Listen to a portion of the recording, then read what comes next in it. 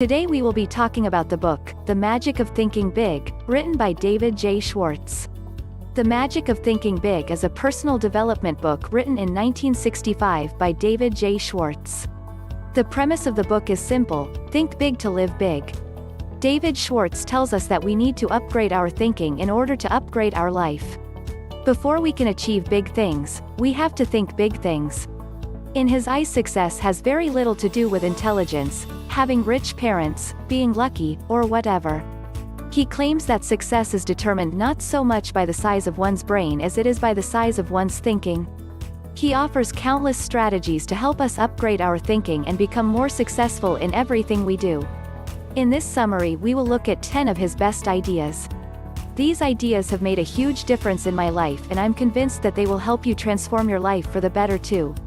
If you are new to our channel, consider subscribing English Book Club now and press the bell icon.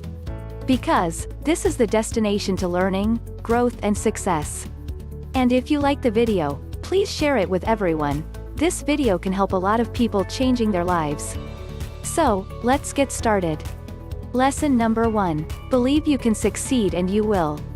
Belief, the I am positive I can attitude, generates the power, skill, and energy needed to do. When you believe I can do it, the how to do it develops. The how to do it always comes to the person who believes he can do it. Belief, strong belief, triggers the mind to figuring ways and means and how to. Belief. The I am positive I can attitude is powerful. He tells us that if we believe we can succeed, then we will succeed. If we believe that we can become a professional football player, then we will become a professional football player, if we want to. If we believe we can become a millionaire, then we will become a millionaire, if we want to. If we believe we can achieve big things in life, then we will achieve big things in life, if we want to. No matter what it is that we want to achieve in our life, we must first believe that it's possible. Want to become a millionaire? You sure can, if you believe you can. If you think you can't, you will find reasons why you won't. Disbelief equals negative power, doubts, excuses, reasons why you can't. Lesson number 2. Cure yourself of excuseitis, the failure disease. You will find that the more successful the individual, the less inclined he is to make excuses. But the fellow who has gone nowhere and has no plans for getting anywhere always has a book full of reasons to explain why. Persons with mediocre accomplishments are quick to explain why they haven't, why they don't, why they can't, and why they aren't. Do you often say things like this? I'm just too tired to work out today. I'll do it tomorrow. I'm too young to start. I'm too old to get started. I've never done this before.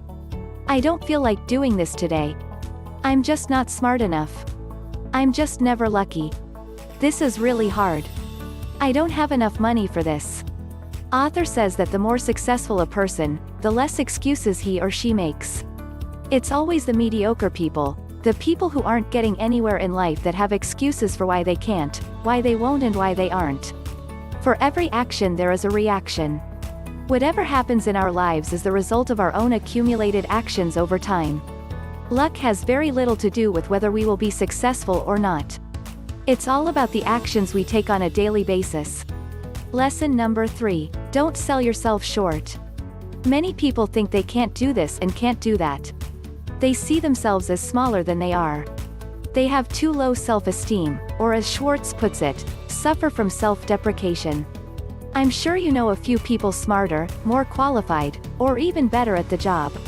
So why are they in a higher position? Simple, it's because they think more highly of themselves. That's all it is. They think more highly of themselves. They have more self-belief, more self-esteem, a better self-image, whatever you want to call it. They think they can do the job. They think, in fact, that they can do the job better than other people, like you also think. They don't suffer from self-deprecation. They don't see themselves as smaller than they are. They don't think that others are better. No. The opposite is true. They believe they are great. In other words, they don't underestimate themselves or overestimate everybody else. They have a higher self-esteem. Lesson number 4. Use big, bright, cheerful, and positive words.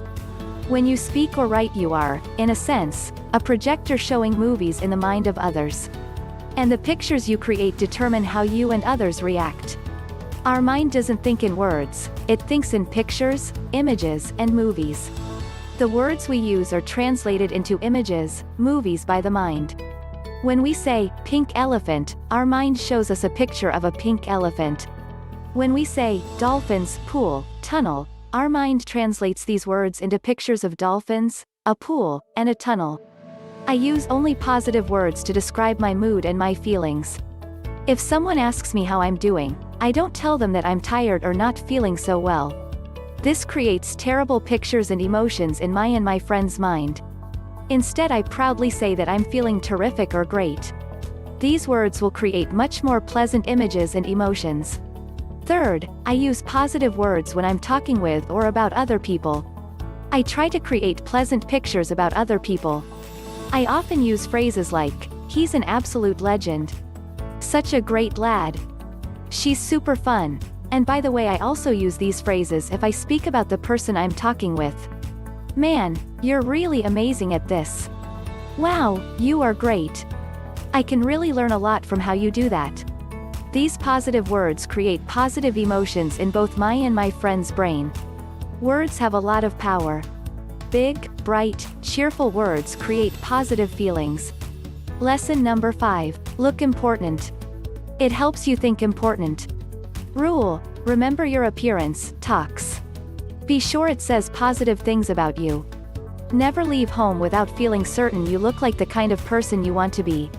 The well-dressed person's appearance says positive things. It tells people, here is an important person, intelligent, prosperous, and dependable. This man can be looked up to, admired, trusted, he respects himself. The shabby-looking fellow's appearance says negative things. It says, here is a person who isn't doing well. He's careless, inefficient, and unimportant. He's just an average person. He deserves no special consideration. He's used to being pushed around. Think about it, if you look nice, make a genuine and friendly impression, chances are much better that others will approach you. And chances are much better that they will react positively if you approach them. Here comes the real cool part. Your appearance doesn't just affect other people's thinking. Oh no. It will also heavily affect your thinking. Your physical exterior affects your mental interior. How you look on the outside affects how you think and feel on the inside. Lesson number 6. Make your environment work for you, not against you. So, what exactly makes up your environment? It's the people you surround yourself with, the books and news and articles and magazines you read, the videos and movies and TV series you watch. You will become the combined average of the 5 people you hang around the most. You will have the combined attitude, health and income of the 5 people you hang around the most. If you surround yourself with rich people, read books and watch videos on how to get rich, and really change your environment similar to a rich person's environment, then you will take on the rich people's attitudes, beliefs, personality traits, style of talking, etc. And if you do that, then you will become rich too. If you surround yourself with very spiritual people, then you are probably very spiritual too. If you're surrounded by criminals and are brought up in a criminal environment, chances are you'll end up a criminal too. Lesson number 7. Practice conversation generosity. People love talking about themselves. They love telling you how great they are, or how hard their life is, or how unfairly their boss treats them, or how hard they are working and how exhausted they are. It's human nature. We care about ourselves and we want to talk about our life, our problems, our relationships, our goals, our ambitions, etc. Next time you're in a conversation with someone, just ask yourself, who is doing most of the talking? You or your opposite? What are you talking about? Only about your life, your problems, your interests? Or mainly about the other person's life, problems, and interests? If you catch yourself talking too much, slow down, and let the other person talk. Lesson number 8. Be an activationist. Be someone who does things. Be a doer, not a don'ter.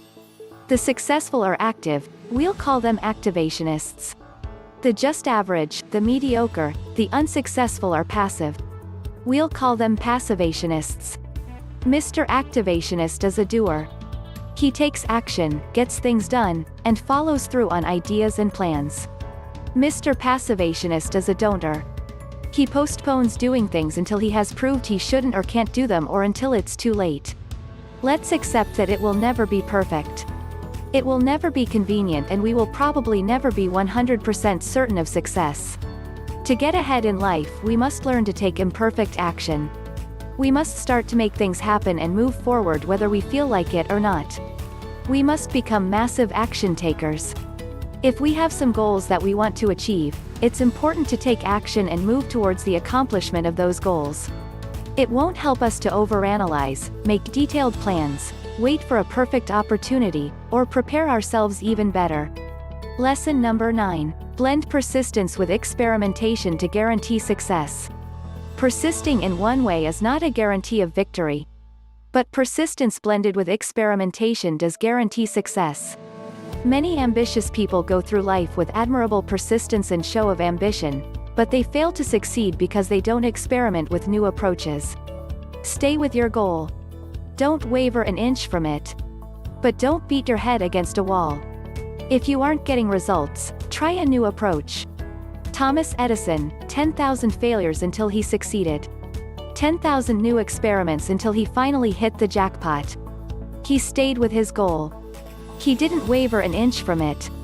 But he did not beat his head against the wall. He tried new approaches, and guess what?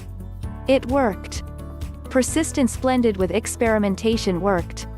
Lesson number 10. Use goals to help you grow. Goals are as essential to success as air is to life.